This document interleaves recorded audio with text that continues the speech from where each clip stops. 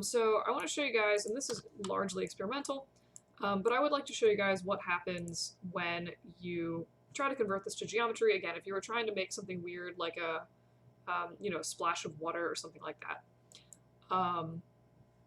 So what I'm going to do, oh, that was the bit. Okay, I'm going to show you a separate particle exploding thing.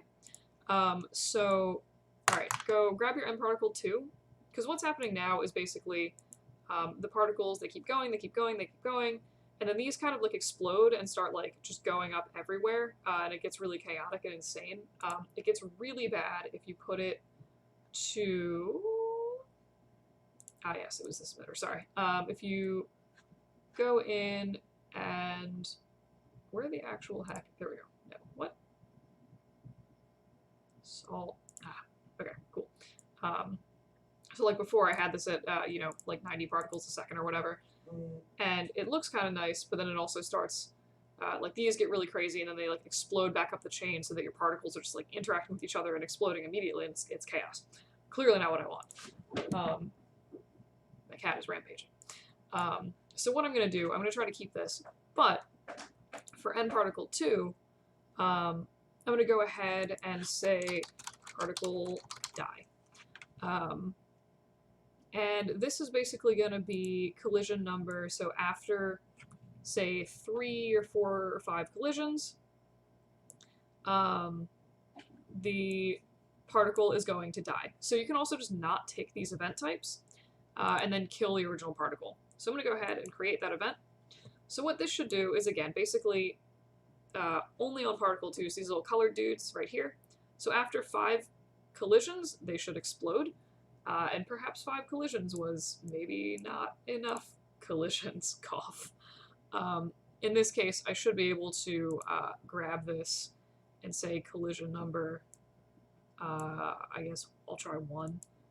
Oop, no, okay, cool, well, whatever. Create event.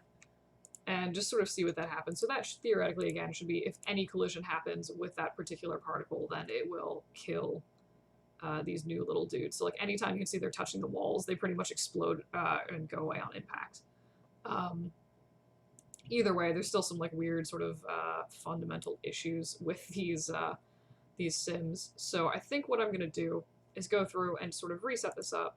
So I'm going to delete the particle explode event, and you can also do, so okay, let me try something different really quick. So I'm going to say after 3 collisions, should this update, okay, so after 3 collisions, then it'll make new little particles. So it takes a little bit longer for these to create, but you can see that it's at least taking a little bit longer for this to like run up the particle chain. So in this case, I think this is what I'm going to do. I'm just going to kind of leave this as is for now. My other thought was I could just set the collision, crazy cats, on nRigid 1. But either way, so I'm gonna run with this for now. So I think that's actually going to be, yeah, I'm just going to make that a part 2 and then do the thing in another video. Cool, I'll be back.